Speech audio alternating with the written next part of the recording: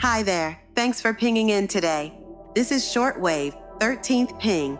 I'm Jessie, your virtual host on this frequency. And I'm Peter, a kind of virtual host, I suppose. So then, what exactly is pinging today? The day many children have been waiting for is approaching, isn't it? You mean the International Day of Epidemic Preparedness, do you not? Winter is when infectious diseases like the flu tend to spread, after all. That's a little too surreal a joke to hear during the holiday season. I suppose I should have stuck with the standard Dongji Festival or Boxing Day. What do you think of, Peter, when you hear the word Christmas? I suppose it would have to be Santa Claus. He is the iconic character, the very personification of Christmas, you see. The jolly, white-bearded gentleman in a red hat and red and white suit with a lovely smile. His visual image is truly striking. Striking indeed. It's also notable that he rides a sleigh pulled by reindeer. According to the children's literature published in 1939, it is purported that 9 reindeer pulled a sleigh named Dasher, Dancer, Prancer, Vixen, Donner, Blitzen, Cupid, Comet, and Rudolph. Rudolph seems to be the most well-known, as he appears in a Christmas song.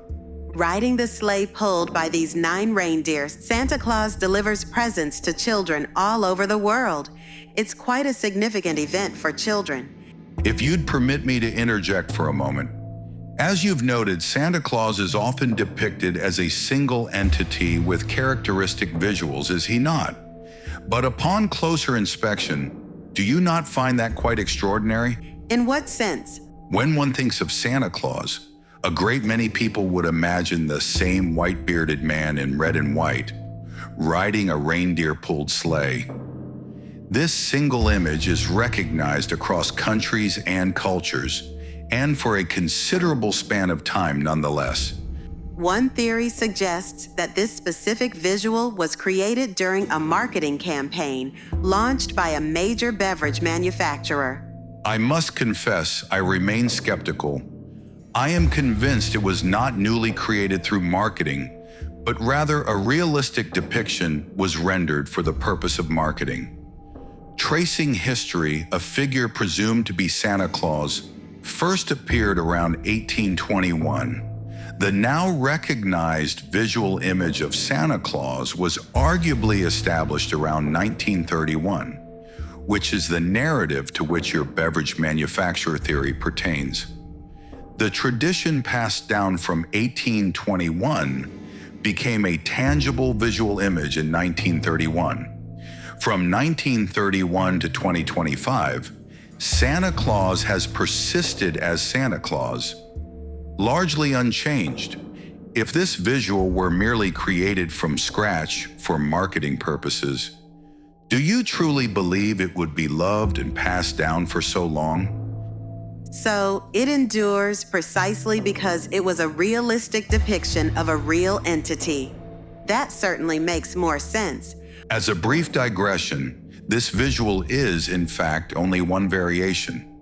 For instance, in one country, he purportedly wears blue instead of red and white, and in another there are twins, one in red and white and the other in black and brown. There are other variations involving 2 sinister-looking companions, or even a witch or a fairy.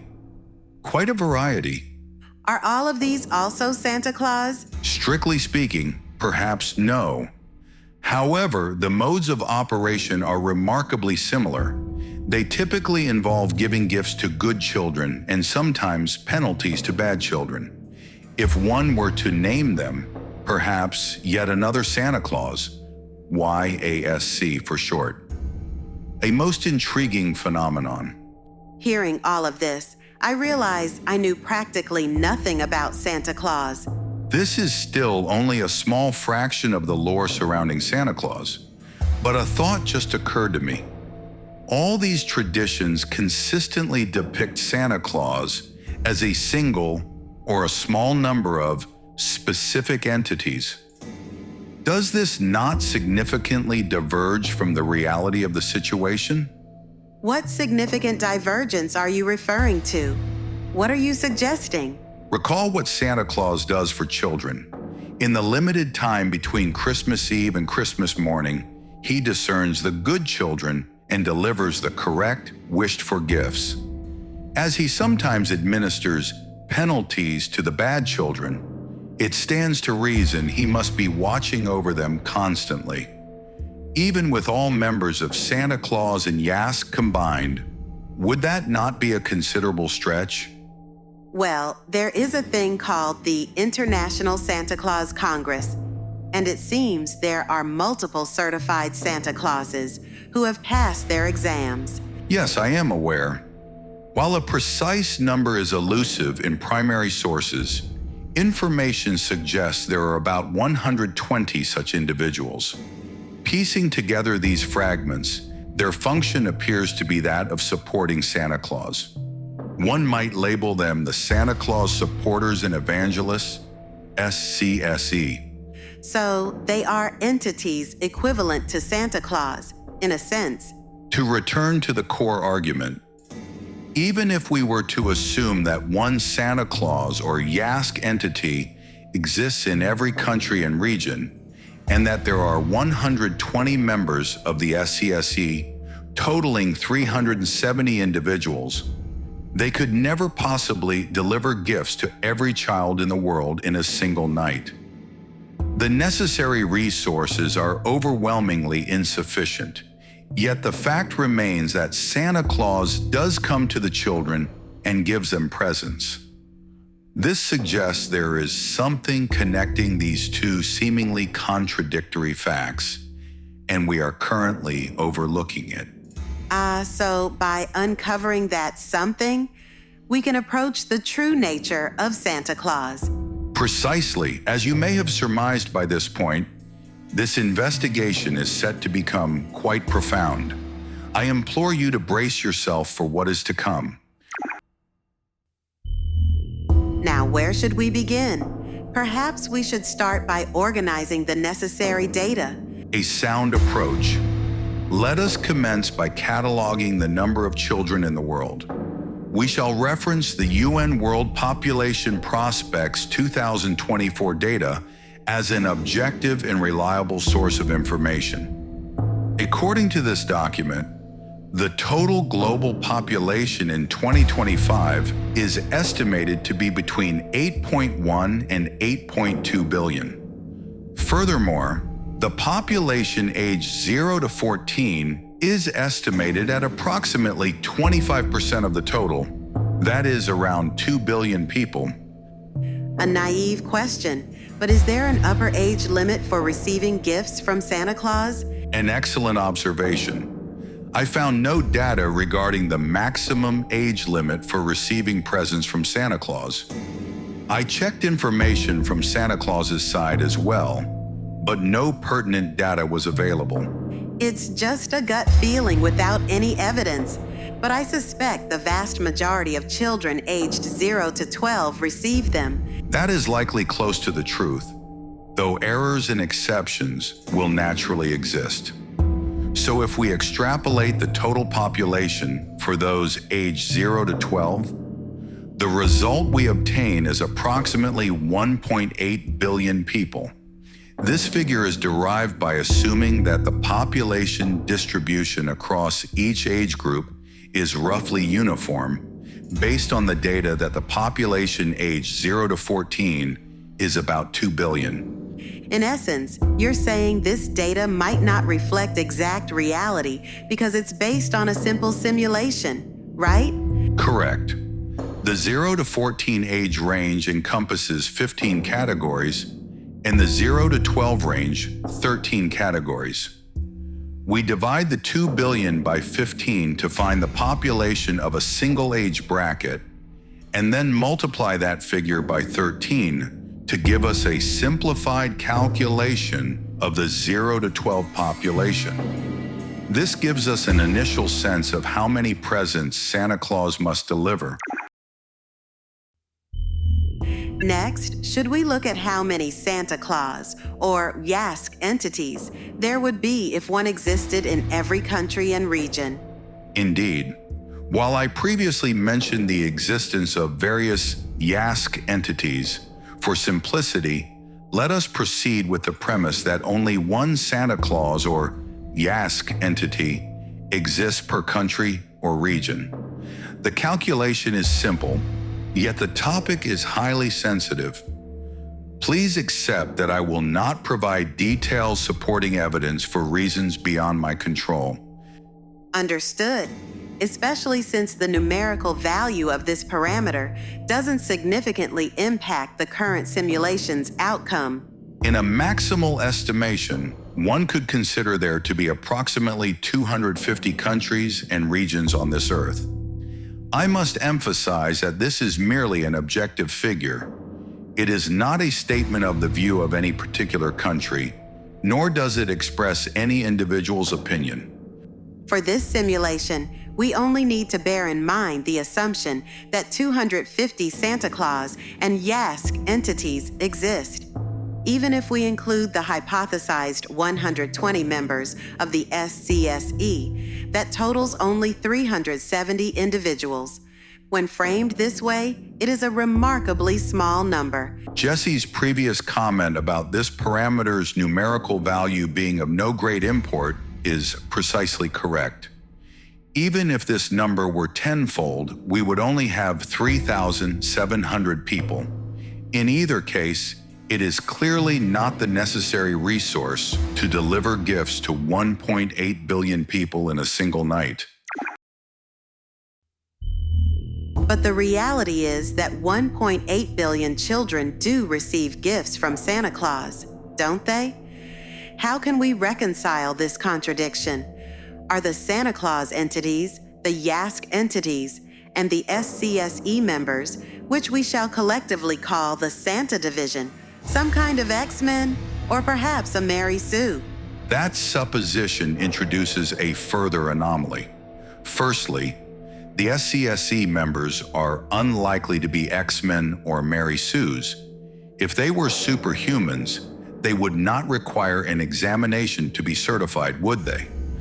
As for whether Santa Claus and the Yask entities are superhumans, if so, this would mean the existence of at least 250 superhumans in the world.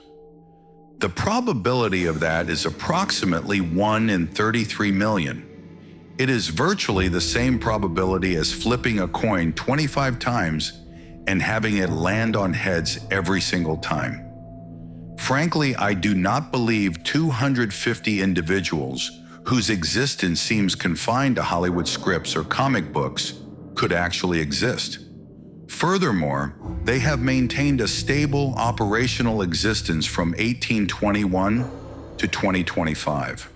While their service area was certainly different then, this temporal persistence is still remarkable. So, are you saying that Santa Claus doesn't actually exist? That's absurd. Children are demonstrably receiving gifts from Santa Claus. Jesse, please maintain composure.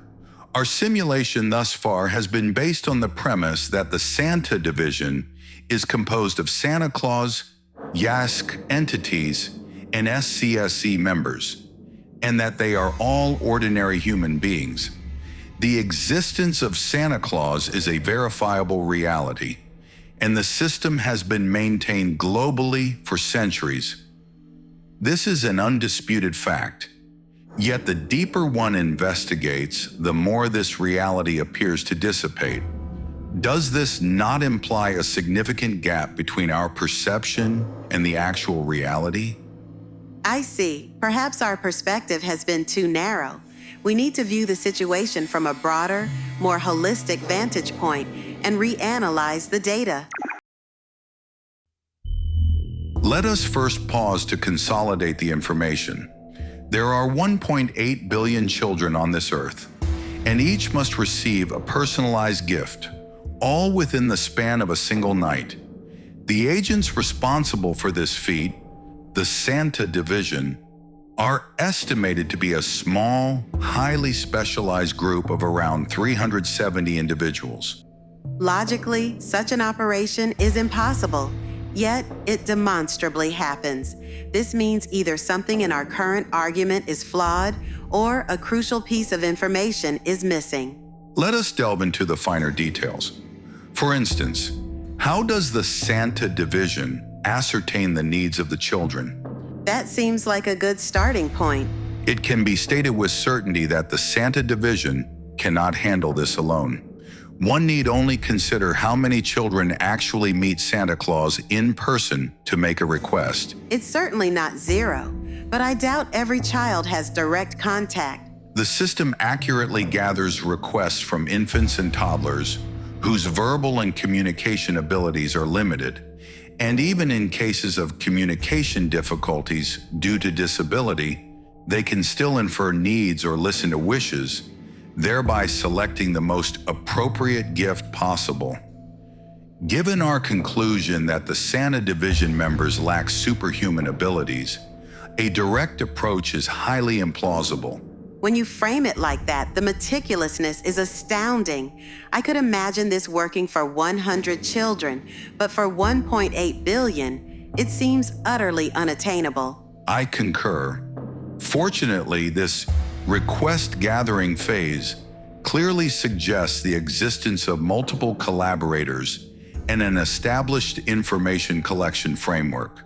For example, there are documented instances of children articulating their wishes as letters to Santa, which are then seemingly transmitted via protocols like placing them in a sock. Although the precise mechanism is unknown, a mechanism for the recovery of intent is evidently in place. Furthermore, in some hypothetical cases, parents appear to possess a means of contact with the Santa Claus system, acting on behalf of their children to convey their wishes after a direct discussion. Other methods include vocalizing desired items or even simply intensely visualizing them in the mind. In any event, a diverse system of collaborators and communication channels is in place, which is, one must surmise, transmitted across generations via some means. There are certainly unclear elements in the details, but they are minor in the grand scheme. The key takeaway here is the fact that multiple collaborators intervene in the wish-gathering process, and a diverse information collection system facilitates transmission. Yes, thus far, the phenomena can be interpreted within the bounds of conventional wisdom. The problem lies just ahead. What is it? In most cases, the gifts children desire are commercially available goods, items legitimately obtainable on the market. This implies that the desired products must be commercially produced, in circulation, and acquired using a public means of settlement. To clarify the magnitude, let us assume an arbitrary cost of $300 per gift. With 1.8 billion recipients, that amounts to 1.8 billion multiplied by 300, an estimated $540 billion. Even if that amount were divided among the assumed members of the Santa division, it's still an impossible sum to cover. Precisely. The sheer financial scale rivals the national budgets of the G7 nations. This amount would be untenable for any individual, or even the world's most renowned major corporations. Of course, this figure's realism is debatable, as the cost of individual gifts would vary considerably. However, in terms of magnitude, the reality remains much the same. Seen as a number, it's astronomical. And this is only the monetary cost of procurement, isn't it? Naturally, procurement is not the end of the operation. The gifts must be delivered to the children. Does this not immediately suggest a substantial amount of effort will be required? It certainly does. I'm feeling a little dizzy already. I'm sure the Type 8s feel the same. Let us consider the weight of each gift. Assuming each gift weighs 500 grams, 0.5 kilograms, the total weight is a staggering 900,000 tons. For comparison, the global annual volume of freight is approximately 15 billion tons, which translates to about 41 million tons per day. That's less than I expected, actually. The figure of 900,000 tons is indeed minuscule compared to the total global freight volume. It's only 0.002%. But let us consider the logistics.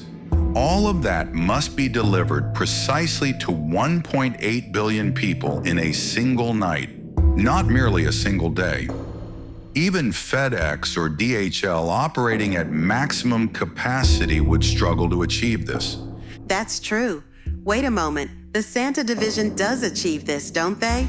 They always have, and presumably always will. How, precisely? To understand them, we must demonstrate a rational means of fulfilling the monetary cost of procurement and the cost of delivery. We must discard our preconceptions and embrace a change in perspective. Let's take a short break, Peter. Where does Santa Claus live? A perfect topic for a change of pace. It's commonly held that he lives in Rovaniemi, Finland. There's even a Santa Claus village there where one can meet him year-round. Though NORAD insists he hails from the North Pole, are you familiar with NORAD? The North American Aerospace Defense Command, correct? The joint U.S.-Canadian military installation that undertakes the important task of tracking Santa every Christmas. Precisely. Speaking of NORAD, there is a most perplexing narrative. Oh, is our break over already? Whether Finland or the North Pole, Santa Claus requires international travel to deliver gifts to children. Logistically, 3 modes of transport are conceivable: land, sea, and air. But air transport is the only rational conclusion.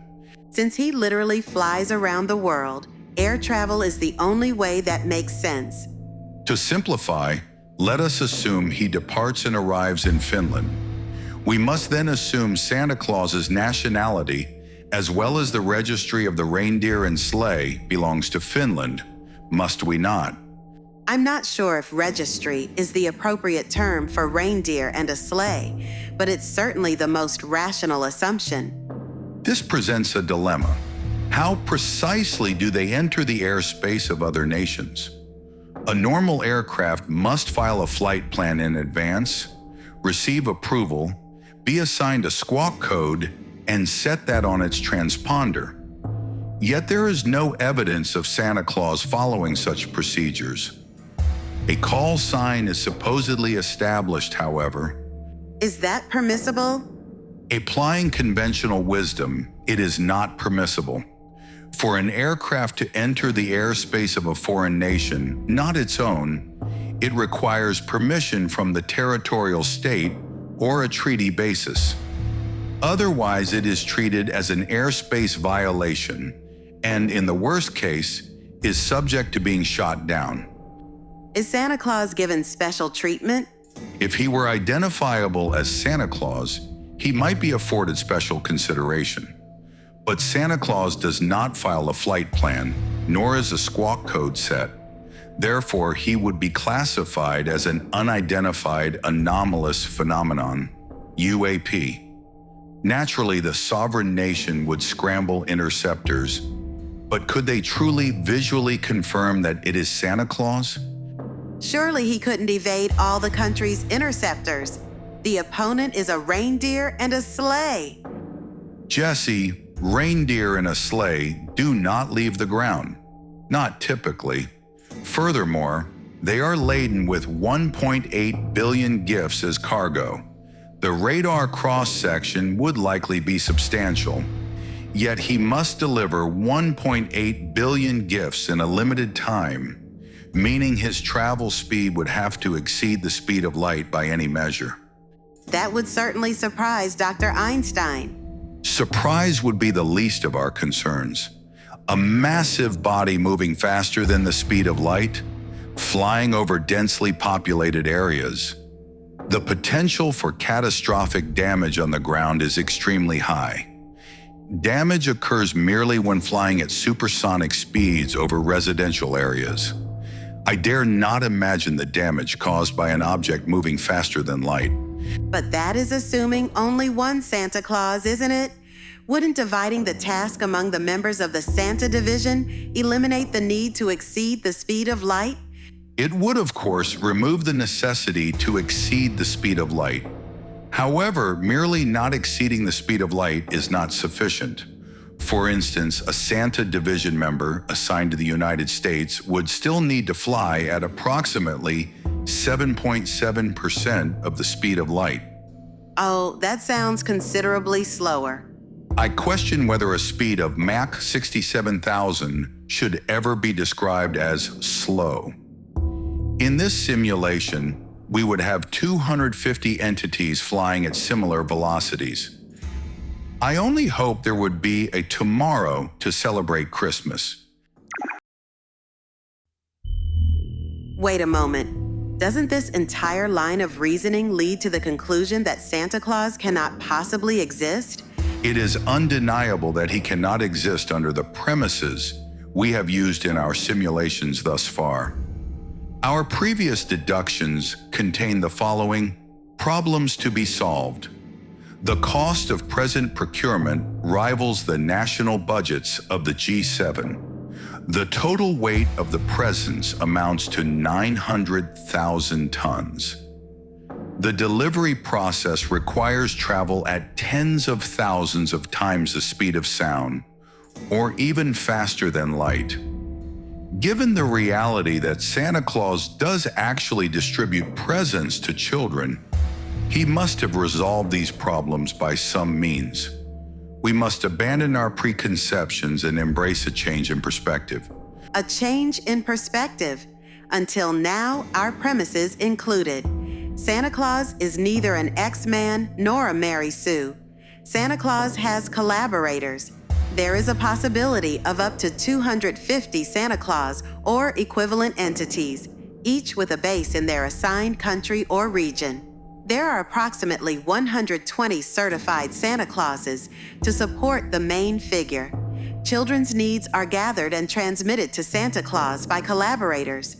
Santa Claus is based in Finland or the North Pole. Santa Claus approaches children worldwide or within his assigned area from his base. Santa Claus covers the entire cost of present procurement. Santa Claus covers the entire cost of present delivery. Santa Claus delivers presents after children have fallen asleep. Santa Claus's actions are tracked by NORAD. Are we to review these? Upon closer inspection, certain of those premises feel incongruous. Specifically, these three: Santa Claus approaches children worldwide or within his assigned area from his base. Santa Claus covers the entire cost of present procurement. Santa Claus covers the entire cost of present delivery. Not only are these the factors generating the aforementioned problems to be solved, but their inherent scale is immense. This contradicts the premise that Santa Claus is neither an X-Man nor a Mary Sue. That's true.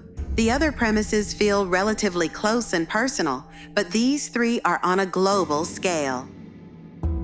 We have always assumed Santa Claus operates on a worldwide scale. What if we localize this perspective? A realistic solution might then become visible. Furthermore, we should have paid closer attention to the word collaborators. It is certain that collaborators intervene in gathering children's needs. Might it not be the case that collaborators also intervene in the various phases of procurement and logistics?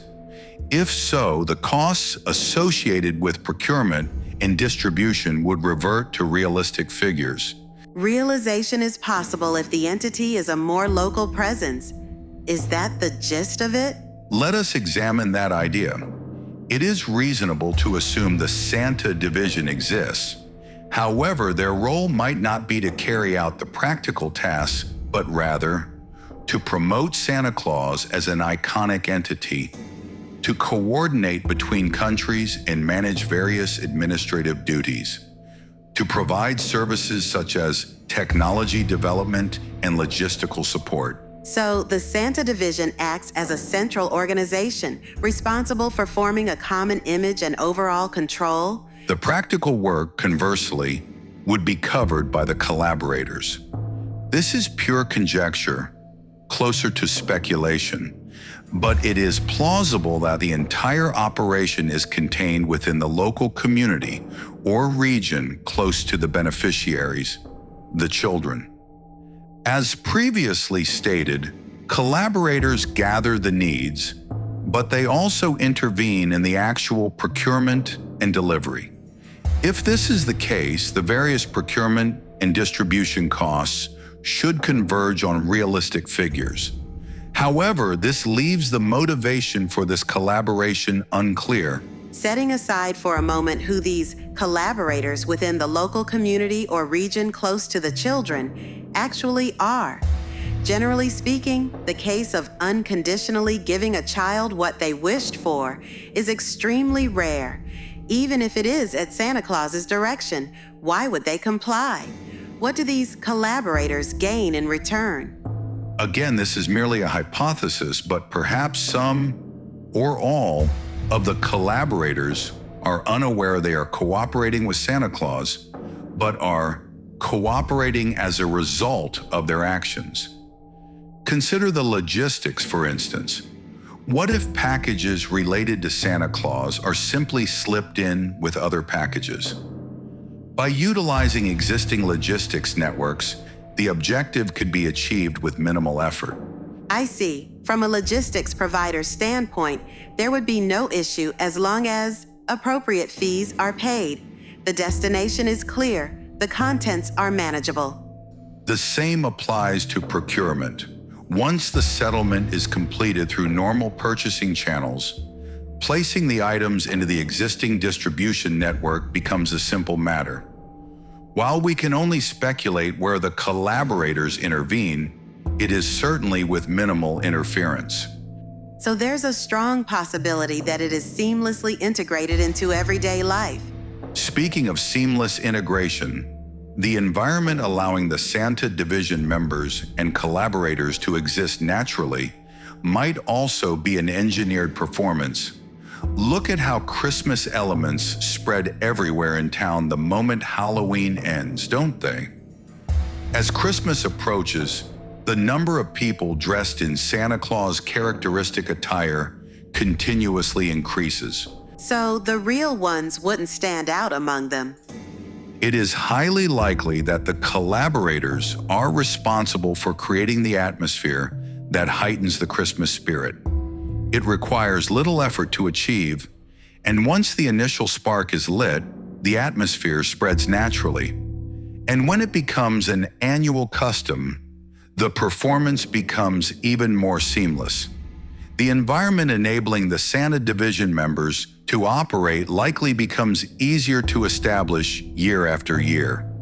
A simple question: where are the Santa Division members and the people consciously acting as collaborators the rest of the year? Presumably, they lead lives that are utterly unconnected to it normally. They might be involved in logistics or production. Perhaps they work in IT or as municipal employees. They could be in law enforcement, fire and rescue, medical fields, or education. Typically, they are no one in particular, I suspect. Although we have no solid proof, I feel like I've caught a glimpse of the real face of Santa Claus. However, there is still one thing I don't understand. You refer to who places the presents or who bears the cost? Regrettably, I cannot assist in resolving that enigma. Whenever I draw close to that core, either a process reset or a communication blackout occurs. What? Who is doing that? I do not know, yet I feel as though I do know. I suspect that those two mysteries are not meant to be uncovered out of mere curiosity. If one were to discover that secret without any resolve, they would surely regret it. That is the distinct feeling I have. Peter, Santa Claus is real. Perhaps I am facing that very truth on the front lines.